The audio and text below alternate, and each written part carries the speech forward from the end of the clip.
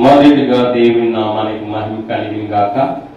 ప్రియమైన దేవుని బిడ్డలారా, ఈ రోజు నేను చాలా ప్రాముఖ్యమైన దినాన్ని మనమందరూ కూడా ఇలా కూడుకుని ఈ ఫాస్టింగ్ పీరియడ్ ద్వారా దేవుని నామము స్తుతించబడాలని, దేవుని నామము మహింపరచబడాలని, దేవుని నామము గణపరచబడాలని మనందరూ కూడా మనం ప్రార్థిస్తున్నాము. దేవుని కృపలో మీరందరూ వచ్చినందుకు మరొకసారి ప్రత్యేకంగా వందనాలు తెలియజేస్తున్నాను. అందరికీ వందనాలు. సంతోషంగా ఉన్నవారు, ఆనందంగా ఉన్నవారు, బహు ఆనందంగా ఉన్నవారు, ప్రియమైన దేవుని బిడ్డలారా, ఈ రోజున ప్రాముఖ్యమైన వాక్యము మనం విందాం.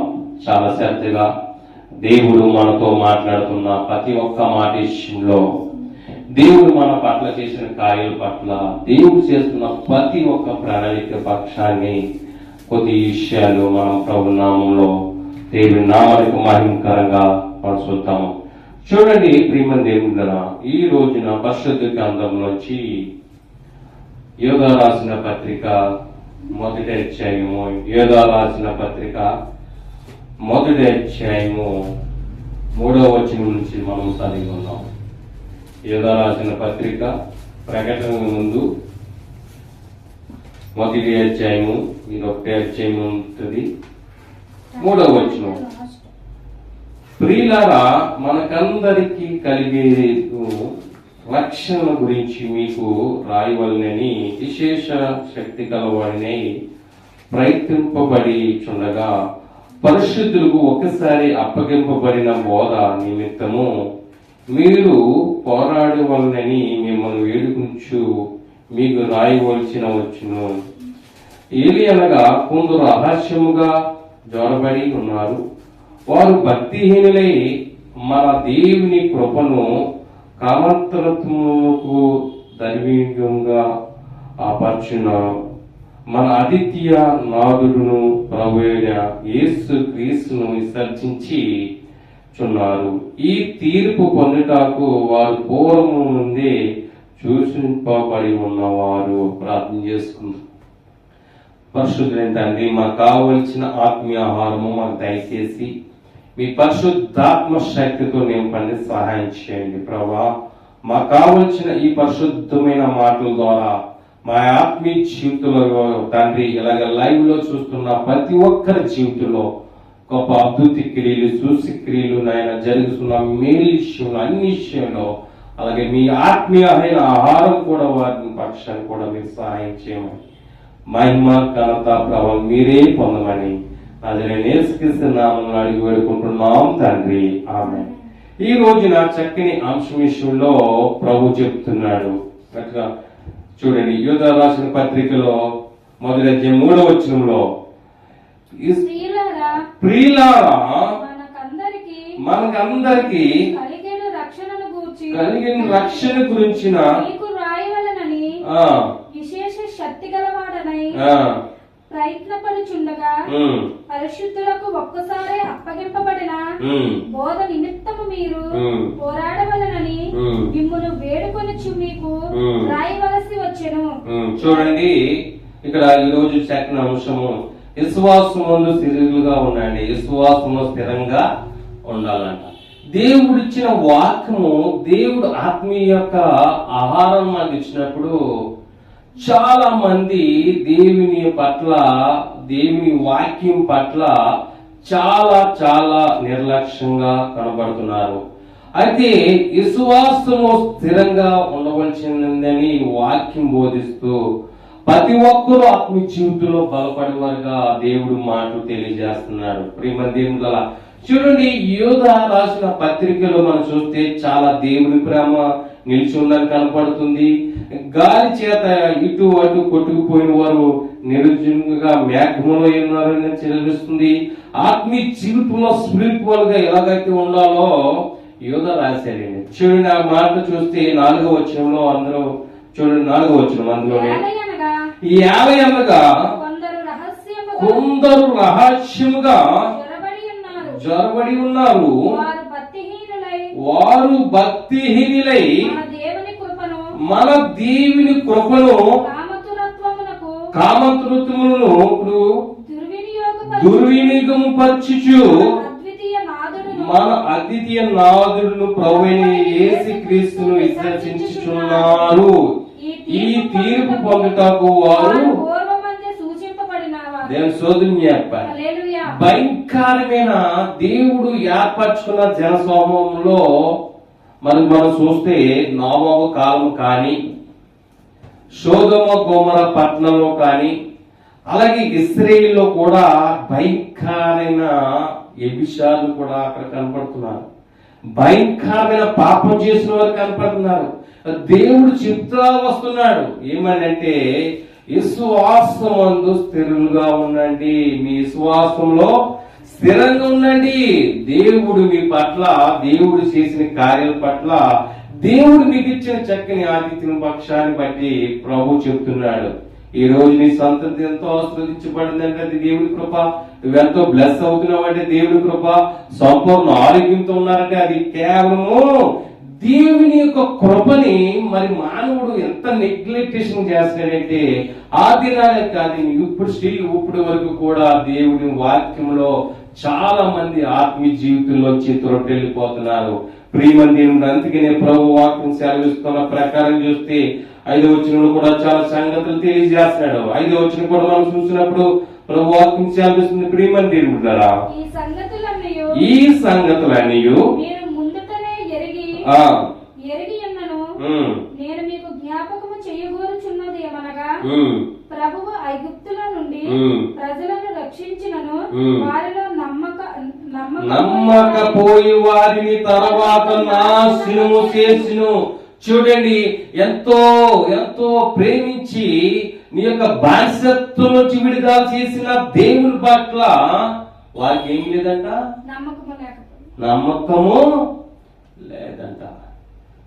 అక్కడ చూడండి. అలాగే క్రీస్తు సగంలో కూడా చూస్తే యూదులను ప్రేమించి మన ప్రభునే మరి రక్షించడానికి వచ్చిన ప్రభు పక్షులు కూడా ఎవరికి, యూదులు కూడా స్టిల్ ఇప్పుడు కూడా ప్రియమైన దేవుని బిడ్డలారా చాలా మంది అనేక మంది చూస్తే ఇంకా యూదులు కూడా ప్రభుని అమరించలేకపోతున్నారు. ఎందుకు ఇలా జరుగుతుంది అని ఆలోచన చేస్తున్నప్పుడు, ఎందుకు యోధా పత్రికలో మరి ఎంత లోతైన మర్మం తెలియజేస్తున్నప్పుడు వీళ్ళందరూ ఒకటి చాలా మంది పాపంలో పడిపోవడం వల్ల వారుకున్న విశ్వాసములను తొలగిపోతున్నారు. ఈ రోజు ప్రియమైన దేవుడా, దేవుని వాక్యం వింటున్న మిమ్మల్ని బట్టి కూడా దేవుడు మీతో కూడా మాట్లాడుతూ ఉన్నాడు. ఏమనంటే, ప్రభు ఇచ్చిన చక్కని ఆత్మీయ ఆహారం ద్వారా ఎంతమంది బ్లెస్ అవుతున్నారు, ఎంతమంది విశ్వాసంలో కొనసాగుతున్నారు, ఎంతమంది ప్రభు కోసం ఆసక్తి కలిగి జీవించగలుగుతున్నారు, దేవుడు చేసిన పట్ల, దేవుడు చేసిన ప్రతి ఒక్క కార్యక్రమం పట్ల ఎంతమంది కృతజ్ఞత భావం కలిగి వస్తున్నారు అనేది దేవుడు వాక్యం సెలవిస్తుంది. ప్రియ సహోదరి సహోదరుడా, ఈ రోజు ఆత్మీయ జీవితంలో ప్రభు మీతో మాట్లాడుతున్నాడు. ఎందుకంటే ఎందుకు నీ ఆత్మీయ జీవితం చల్లార్చుకుంటున్నావు, ఎందుకు నువ్వు త్రొట్టెళ్ళిపోతున్నావు, ఎందుకు చల్లారిపోతున్నావు, ఎందుకు దేవునికి సన్నిధికి దూరం అయిపోతున్నావో జ్ఞాపకం చేసుకోండి. విశ్వాసంలో నువ్వు స్థిరంగా ఉంటే, ఈ రోజు అబ్రహాం చూసుకుంటే విశ్వాసుకు తండ్రిగా, అబ్రహాం కుమారుడు ఇషాకు విశ్వాసంలో, మరి యాకోబు చూసుకుంటే విశ్వాసంలో, అలాగే ఆయన ద్వారా వచ్చిన 12 గోత్రాలు చక్కని బ్లెస్ చేశాడు. ఈ రోజు కూడా ప్రభు ఒక ఆశీర్వాదాలు, దేవుని యొక్క ఆశీర్వాదాలు, బ్లెస్సింగ్స్ లో కూడా అనేక మంది ఆత్మీయ జీవితంలో మరి అబ్రహాం కుటుంబాన్ని జ్ఞాపకం చేసుకుంటున్నాం. దేవుని శోధన చేద్దామా గట్టిగా. ప్రేమ దేవుళ్ళ అటు రీతిగా చూస్తే చక్కని 6వ వచనంలో కూడా ప్రభు చాలా చక్కని విషయాలు తెలియజేస్తున్నాడు. మరియు తమ ప్రధానత్వమును నిలుపుకొనక తమ నివాస స్థలమును విడిచిన దేవదూతలను మహాజన్మలో జరుగు తీర్పు వరకు కటిక చీకటిలో నిత్య పాశములతో ఆయన బంధించి భద్రము చేసెను. ఆ ప్రకారముగానే సొదొమ గొమొరలను వాటి చుట్టుపట్ల ఉన్న పట్టణములను వీరి వలన వ్యభిచారము చేయుచు పరసర్యానుసారములైన నిత్యాగ్ని దండన అనుభవించు దుష్కారములను చుంచుబడును. అటు వలనే కలలు కనుచు శరీరమును అపవిత్రపరచుకొనుచు ప్రభుత్వమును నిరాకరించుచు మహాత్ములను దూషించుచు ఉన్నారు. చాలండి, దేవుని స్తోత్రం చెప్తామా. ప్రేమ దేవుడు చూడండి, ఇక్కడ కూడా దేవుని వాక్యంలో మనం చూస్తే ఇందాకైతే ఇశ్రాయేల్ ప్రజల పక్షాన్ని చూసాము. ఈ రోజు అప్పుడు కూడా సోదొమ గోమర పట్టణాలు కూడా అక్కడ చేస్తున్న భయంకరమైన పాపం. అంతేకాదండి, ఇక్కడ దేవదూతలు కూడా కనపడుతున్నాయి. దేవదూతలు కూడా కట్టికి చీకటిలో బంధించి ఉంచాడు, భద్రపరిచి ఉంచాడు. ఎందుకంటే ఏది కూడా దేవుని పక్షాన్ని, దేవుని మూలంగా ఎవరైనా పాపం చేస్తే దేవుడు చెయ్యి విడిచిపెట్టాడంటే నీ జీవితం ఇదిగో నిత్యాగ్ని. అంటే ఏమవుతుందంట? నిత్యాగ్నిలో నేను తోసివేస్తున్నాడు. అయితే దేవుని వాక్యం శ్రద్ధగా వింటే కనుక ఆ మాట చూసుకుంటే ఆ ప్రకారంగానే సోదమ గోమోరాలను వాటి చుట్టుపక్కల ఉన్న పట్టణములను వీరు వలనే వ్యభిచారము చేయొచ్చు, పరశరీరమైన నందున నిత్యాగ్ని దండన అనుభవించు దుష్కారములుగా ఉంచబడును. చూడని ఎంత భయంకరమైన స్థితిలో వెళ్ళిపోయిందో. ఈ రోజు ప్రియమైన దేవుడా, ఆత్మీయ జీవితం ఎక్కడ కోల్పోతున్నారంటే దేవుని యొక్క ఇచ్చిన ఆత్మీయత జీవితంలో మానవుడు కోల్పోతున్నాడండి. ఎంతగా కోల్పోతున్నాడంటే అది మొదటి నుంచి మనం చూసుకుంటే ఆదికాండము 6వ అధ్యాయము 5వ వచనం ఒకసారి చూస్తే ప్రభు ఇలా సెలవిస్తున్నాడు. ఆదికాండము 6వ అధ్యాయము 5వ వచనం చదువుకున్నాం. నరుల చెడుతనము, చూడండి ఇక్కడ చాలా నరుల చెడితనము భూమి మీద గొప్పతనియు వారు హృదయం యొక్క తలంపులోని ఊహంతయు ఎల్లప్పుడు కేవలం చెడ్డదనియు యెహోవా చూసి తాను భూమి మీద నరులను చేసినందుకు యెహోవా సంతాపం పొందుతూ తన హృదయంలో మెచ్చుకును. తను బాధపడ్డాడండి. మానవుడి యొక్క హృదయాన్ని పరిశీలించినప్పుడు దేవుడు చాలా బాధపడ్డాడు. ఎప్పుడంటే ఇది స్టార్టింగ్ లోనే. ఎందుకంటే నరుడు హృదయం ఎప్పుడు కూడా మంచిగా అనిపించలేదు. చూడండి వారు ఊహలోని తప్పులు చేస్తున్నారు, ఆ 2 తలంపులను తప్పులు చేస్తున్నారు. అది ఎల్లప్పుడూ కేవలం చెడ్డవే వెతుకుతున్నారు. కేవలం తలంపులు చెడ్డవి, ఊహలు చెడ్డవి. ఇవన్నీ విషయాల్లో చూసుకుంటే ఏ పక్షాన్ని దేవుడు ఎవరి హృదయాన్ని పరిశీలన చేసినప్పుడు కనీసం ఎవరి హృదయం కూడా మంచిగా దేవునికి కనబడలేదు. ప్రియమైన దేవుళ్ళ ఎందుకు చెప్తున్నానంటే, ప్రియ సహోదరుడు, ఈ రోజునైనా నువ్వు పశ్చాత్తాపం పడి దేవుని పక్షాన్ని నువ్వు దేవుని అడిగినప్పుడు ఖచ్చితంగా దేవుడు మనకి సహాయం చేస్తాడు. ఖచ్చితంగా దేవుడు మన పట్ల ఒక ప్రణాళిక ఉంది. ఆయన నెరవేర్చడానికి దేవుని కుమారుని మన మధ్యకి పంపించాడు. పరిశుద్ధ గ్రంథంలోంచి చూస్తే అనేక విషయాలు యోధ చాలా లోతైన మర్మములను తెలియజేస్తూ వచ్చాడు. విశ్వాసంలోంచి స్థిరంగా ఉండండి.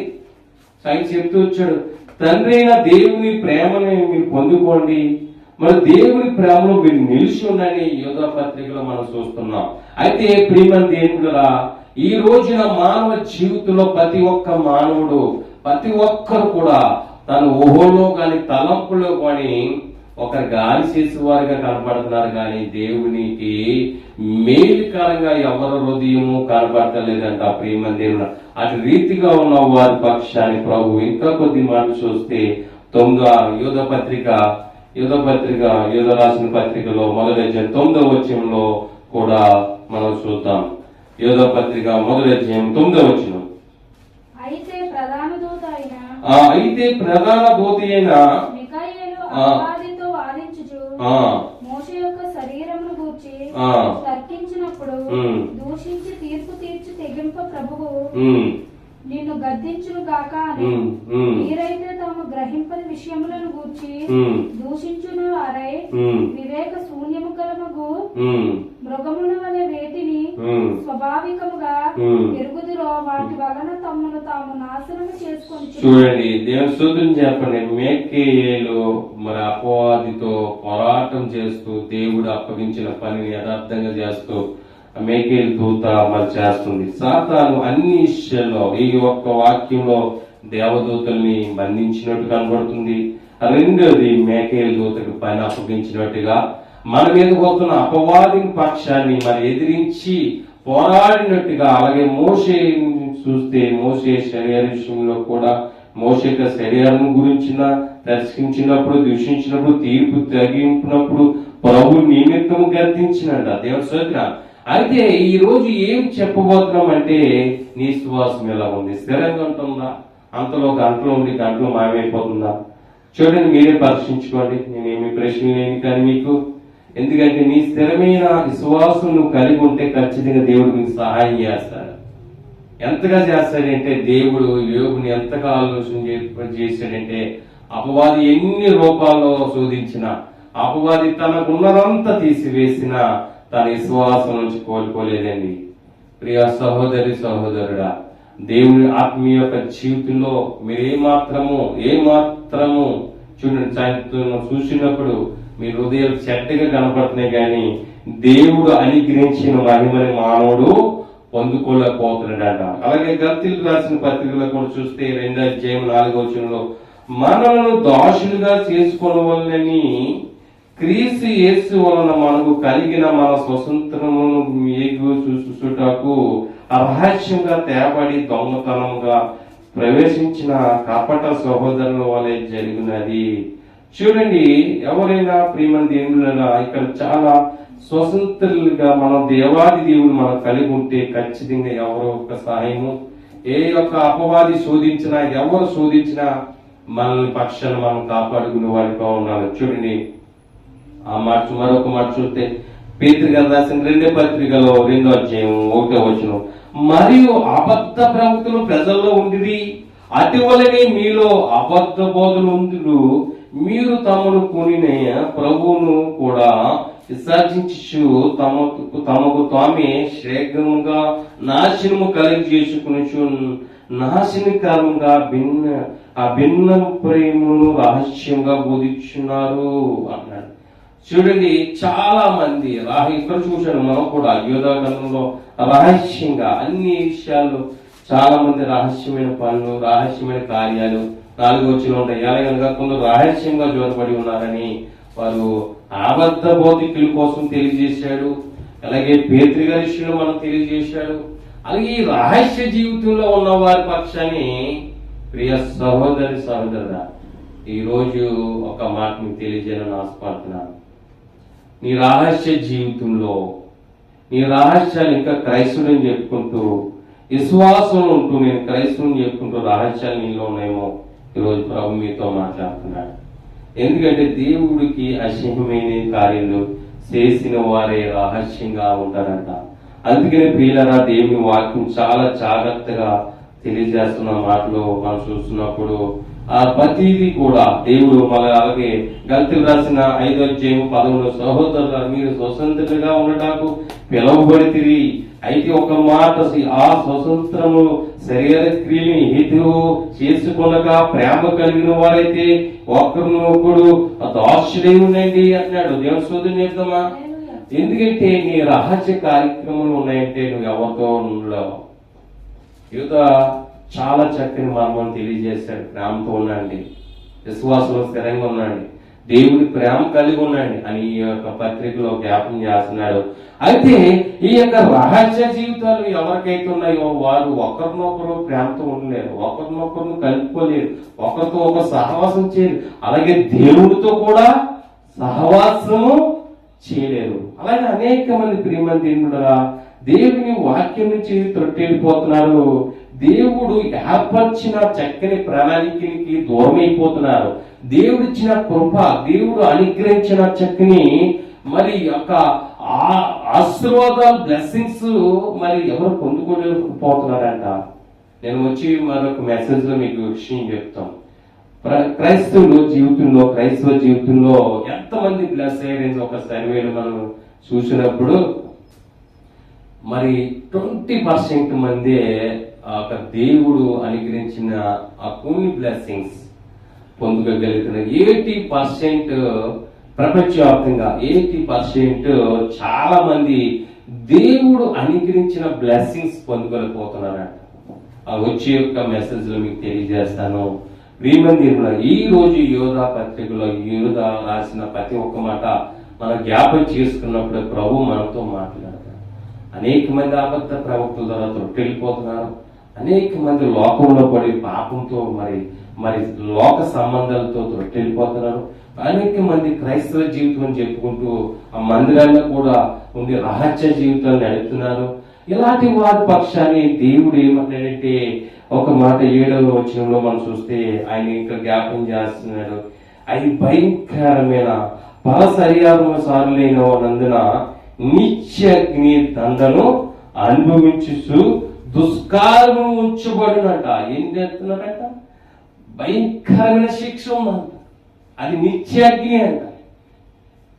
ప్రియ సహోదరుడా, ఈరోజు ఈ ఆత్మీయ జీవితం ఎందుకు కోల్పోతున్నావో ఇప్పటికైనా పర్వాలేదు, చేసిన తప్పుని ప్రభు దగ్గర ఒప్పుకుని క్షమించమని అడగండి.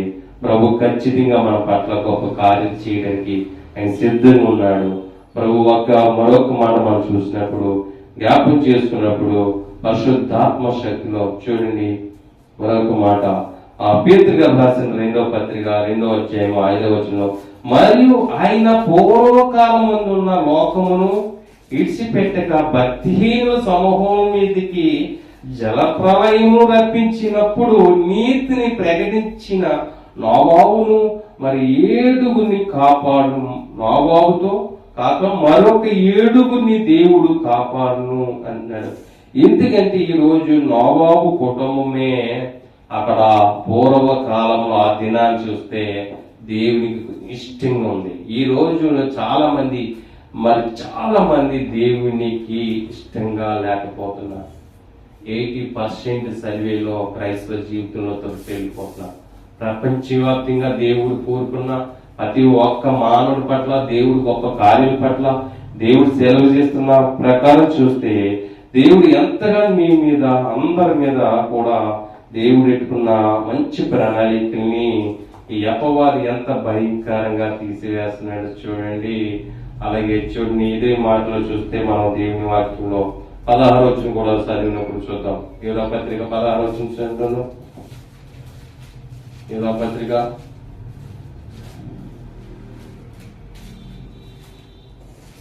16వ వచనం, వారు తమ దురాలోచన చెప్పు నడుచుచు లాభము నిమిత్తం మనుషులను కొనియాడుచు సనుగు వారును తమ గతిని గురించి నిందించుచు వారినే ఉన్నారు. వారు నోరు డంబమైన మాటలు పలుకునంట. ఈ రోజు మీ నోరు ఎలా ఉందో జ్ఞాపం చేసుకోండి. మీ యొక్క మాట ఎలా ఉందో జ్ఞాపం చేసుకోండి. మీ యొక్క ఆలోచన ఎలా ఉందో జ్ఞాపం చేసుకోండి. వారు దురాలోచన చెప్పి నడుస్తున్నారంట.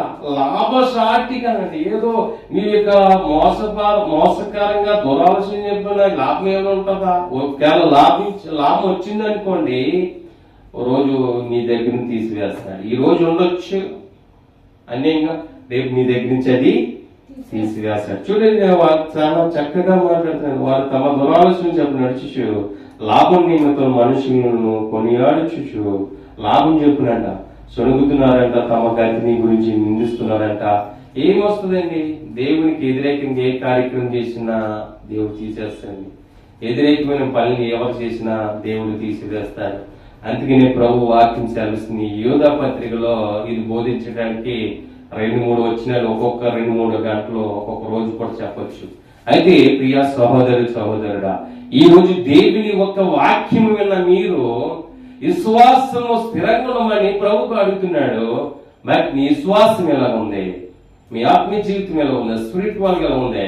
ఈ రోజు చెప్తున్న వాగ్దానం, దేవుడిచ్చిన వాగ్దానాలు మానవుడు పొందలేకపోతున్నాడు. ఎందుకో తెలుసా? చాలా మంది వాక్యం సెలవిస్తున్నప్పుడు వాక్యం ధ్యానించిన చాలా మంది అందరిలో కూడా రహస్య జీవితాలు ఏదో ఒకటి ఉంటుందంట. అది దేవుడు చేసే కార్యక్రమంకి ఎదురవుతుంది. అందుకనే దేవుడు మేలు పొందగలిపోతున్నారంట. ఈ రోజు ఈ వాక్యమైన మీరు వెంటనే దేవుని దగ్గర మోకాలేసి దేవుని అడగని ఖచ్చితంగా దేవుడు ఖచ్చితంగా మిమ్మల్ని బ్లెస్ చేస్తాడు. దేవాది దేవుడు మిమ్మల్ని అందరినీ కూడా బహుగా దీవించిన కాక. ఆమేన్, ఆమేన్. ప్రార్థన చేసుకుందాం. పరిశుద్ధ మహోన్నతుడ తండ్రి, మీ ఘనమైన నామాన్ని బట్టి ప్రభువా, మీ పరిశుద్ధమైన వాక్యం సెలవిస్తున్న ప్రకారం పరిశుద్ధాత్మ శక్తి స్పిరిచువల్ గా ఈ సుంసులో ఫాస్టింగ్ పీరియడ్ ద్వారా మీ ఒక గొప్ప తలంపుతో నాయన, గొప్ప ఆలోచనలతో, గొప్ప ఆశీర్వాదాలతో నాయన మమ్మల్ని ఎంతో బ్లెస్ చేసినప్పటికీ ప్రభువా, అనేక మంది నాయన శాతాన్ని సోదరులు ఓహోలో నాయన తప్పులు, తలంపులు, తప్పులు, అరహస్య జీవితాలు తండ్రి నిత్యాగ్నికి బలైపోతున్నారయ్యా. ప్రభా, ఏదో రాసిన ప్రతి ఒక్క మాటలో దేవతలను ఖండించావు, భద్రపరిచావు, ఆ కట్టిక చీకటిలో నించావయ్యా. అలాగే తండ్రి మానవుడి పట్లనైనా నీ పరిశుద్ధాత్మ ప్రణాళికతో ఇంకా నాయన నీకు ఒక దేవుని ప్రేమలో ఇంకా సమీపిస్తూ ఉన్నావయ్యా. ప్రభా, ఈ వీడియో చూస్తున్న వారిని అందరి పక్షాన్ని అటువంటి వారు ఎవరైనా ఉంటే ప్రభా ఇప్పుడేనైనా సన్నిధిలోని నైనా నీ వాక్యంలోని ఆత్మీయ జీవితంలోని ప్రభా ఎదకు వచ్చిన ప్రతి ఒక్కరి పక్షిన దుష్టుడు ఆయన అనేక రూపంలో వచ్చి యవనస్తుని ఆయన అనేక బిడ్డలు తొట్టెళ్ళిపోతున్నారు, చల్లారిపోతున్నారు, నశించిపోతున్నారు. ప్రభు నీ పరిశుద్ధమైన వాక్యం ద్వారా మాకు తెలియజేసి ప్రభా విన్న ప్రతి ఒక్క మాట వారి హృదయంలో ముద్ర వేసుకొని వారిని బహుగా దీవించండి. ప్రతి ఒక్క బిడ్డను వచ్చిన ప్రతి ఒక్క బిడ్డను బహుగా దీవించి ఆస్వాదించమని, ఇంకరించిన ఆత్మీయ జీవితంలో స్పిరిచువల్ మెసేజ్ ద్వారా వారి ఆత్మీయ జీవితంలో బహుగా దీవించి ఆస్వాదించమని నజరేయుడైన యేసుక్రీస్తు నామములో అడిగి వేడుకుంటున్నాం తండ్రి. ఆమేన్, ఆమేన్, ఆమేన్. అందరికి వందనాలు. God bless you all. God bless you.